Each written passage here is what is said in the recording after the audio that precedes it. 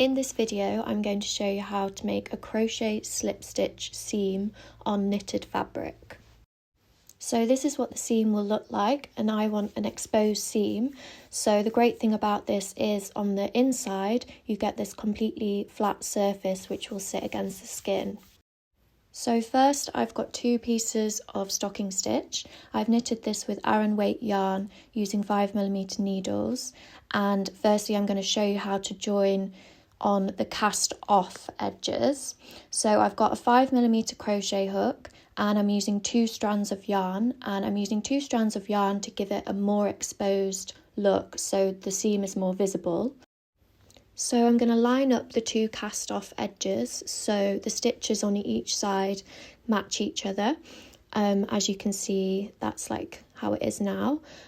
So we're going to be working through the outside loops, which is what I'm pointing to now, of each cast off edge. So this is the outside loop, and we're going to only be working through the outside loops of both pieces. So down this side. As you can see on the inside, we're going to call that the inside loop, and we're not going to be working through this, but it's good to identify it. So we're going to be matching the outside loops on both sides. So you can see that here, that's the outside loops, and that's what we're going to be working through. So now I'm going to get my crochet hook and show you how to start working. So we're going to go through the very first outside loop first, which you can see is the very first stitch, it's like that.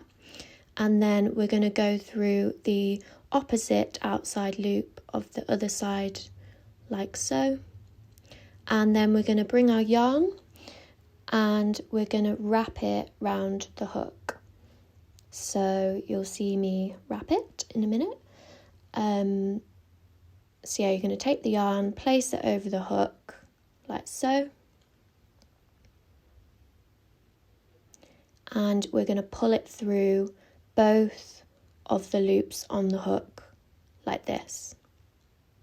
And that's your first stitch. So now you're going to keep the yarn tail at the bottom of the work, like that, and then keep the yarn attached to your ball on the left side of the work as you crochet, like that. So I'm just going to separate it so it's easier. Then now we're going to work through the next outside loop. So I'm going to take my crochet hook and I'm going to go through the next outside loop on this piece. Make sure you get it all, like that.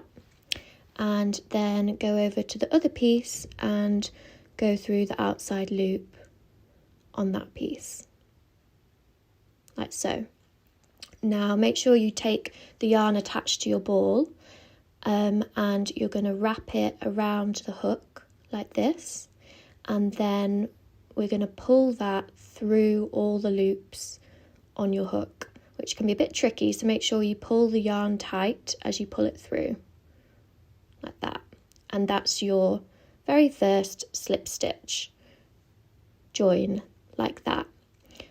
So you just continue working in this way, so going through the next stitch and the adjoining stitch on the other piece, like so, and make sure you pull the yarn tight and then pull it through all the loops. And keep pulling it tight as you work along, and that will make a really neat seam.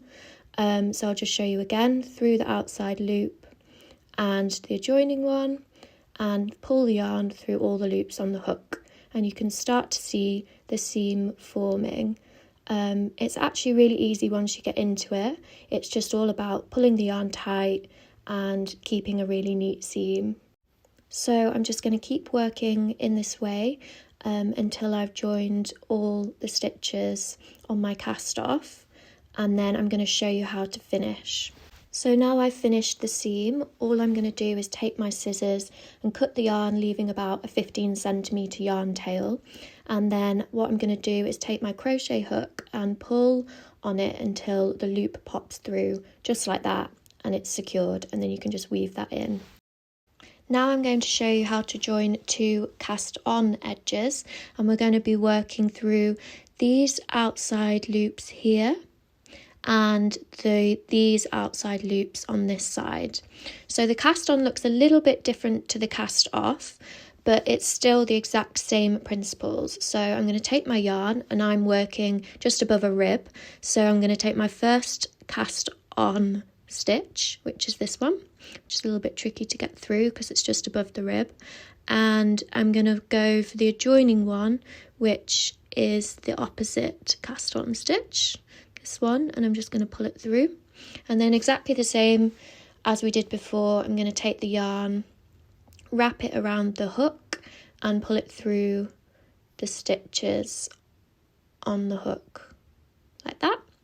And then we're going to keep the working yarn to the left hand side, and we're going to just keep the other yarn at the back of the work like this. And then now you can see a little bit clearer. This is the stitch we're going through. So this outside loop on the cast on edge like so, and then on the other side it looks a little bit different, but you're going to go on this outside loop here where my nail is, so the very outside one here, and you're going to wrap the yarn and you're going to pull it through the stitches on the hook like so, and that's your first stitch done. And then we're just going to continue working like this. So I'm going to go through my next outside loop, which is this one. So pull your hook through that one. Make sure you get the whole stitch. And then on the adjoining side, do the same thing. So we're going to go through this one and wrap the yarn and pull it through all the loops on the hook like that. And we're just going to continue working in this way now. So we're just working again through this one, and on the opposite stitch we're going for this one. So it's the outside stitches we're going through always, not the inside. So you follow the same principles, but the edges look slightly different, and you just continue working in this way to complete your seam. When you finish the join, you're just going to finish exactly how I showed you in the previous method, by cutting your yarn and pulling on the hook until the loop pops through. So finally I'm going to show you how to join the side edges together, which are rows instead of stitches. So again, the edges look slightly different as to how we previously worked, but the principles are exactly the same. We're going to be working through the outside set of loops here, and on the adjoining side, the outside loops here. So it's not the very first inside one, it's the second outside row of loops there. So I'm going to show you as we get close up. My yarn's already attached, but you can attach it how we previously did on the other two methods. And we're going to go through our first loop, which is here. I'll just show you a bit closer.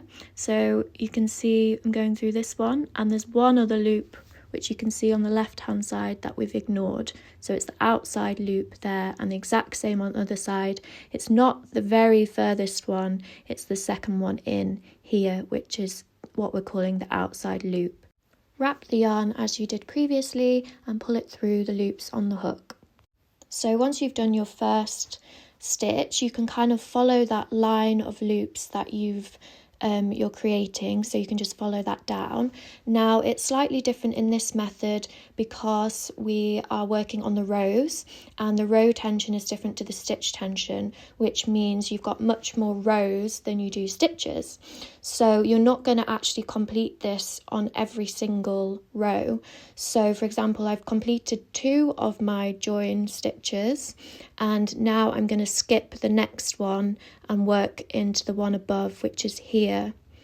And on the other side I'm going to do exactly the same thing. So I'm going through, skipping that next one and then working through this one, and on the adjoining side I'm doing the same, skipping the next loop along and going to this one, pulling it through and wrapping and completing.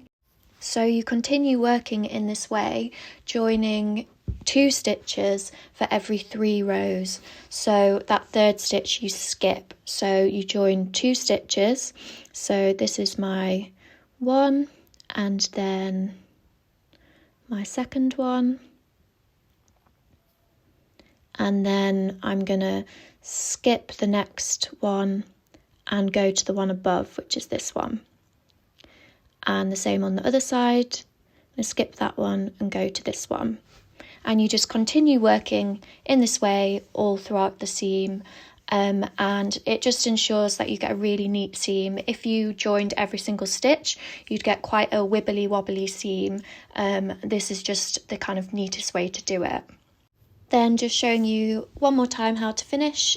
Cut the yarn, leaving approximately a 15cm tail, and then take your crochet hook and pull on the loop until it pops through, and then you can just weave that in onto the other side.